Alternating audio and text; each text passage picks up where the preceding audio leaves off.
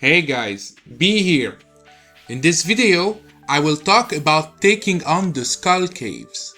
In the run you're watching right now, I was able to get to level 60.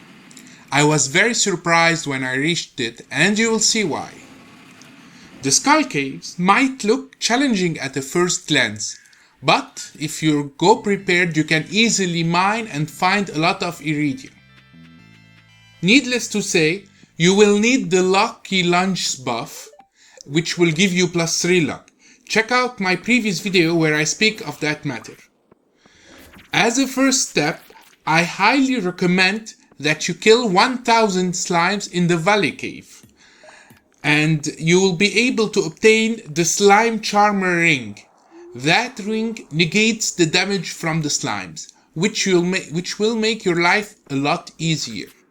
You'll never be slowed by the slimes anymore, and the purple slimes pack a pretty mean punch, so you'll have two things you don't need to worry about anymore. Note that the giant slimes still damage you, but their damage is significantly less than the purple ones. Secondly, you should have a lot of life elixirs. For those, you need mushrooms. Purple ones, red ones, and 2 fancy ones. Your best source for those is to have a mushroom cave in the farm. Demetrius will ask you early on in your game if you want a fruit bat, or a mushroom cave. You should really select mushrooms. If you didn't do that, then you can find Morel in the secret woods during the spring, and the chanterelle grows in the fall, also in the secret woods. You should visit it every day during those seasons. The purple mushroom grows in the caves beyond level 85, and the red mushroom grows in the cave generally. You need one of each to make a life elixir. If you cannot find a supply of mushrooms, I recommend stacking up on a certain type of food that does not give you any buff, so it doesn't override your plus 3 luck buff. Thirdly, you'll need bombs. They blow up stuff.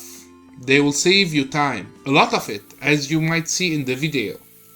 I recommend stocking up the most on the small cherry bombs, which will clear up a small cluster of rocks. The large and the super large bombs can be used to clear up huge areas, and they will come in handy. You should also keep in mind that you can kill the mummies with the bombs once you beat them to the ground. As far as I'm concerned, they're the best source of light essence. Sometimes the enemies might drop a large bomb, so be very liberal in your usage of bombs if you're planning on reaching deep levels of the Skull Cave. Finally, you must have a wrap totem in your inventory that will lead you back to your farm. This will add up 2 hours of in-game time for you to go even deeper in the Skull Cave. As a side note, I recommend you bring your hoe with you, as you can till some areas of the cave and they might yield artifacts. And besides, what are we without a hoe in our pocket? That covers up the preparation aspect of the Skull Caves. Now you should be ready to take on the challenge. Let's talk about how you should act in the mines or the caves. The Skull Caves. You should mine or bump your way to the stairs or the holes and keep jumping down as fast as possible until you reach level 30. Then you can find and start finding nice and reliable sources of iridium. You must not hesitate, as your time is limited. If you skipped an ore on an enemy, do not walk back there. Each second matters, and the more you walk around on the same level, the more time you waste. Just keep going down and don't worry about what you've missed. You might notice that I've made a few hesitations, and they did cost me some time.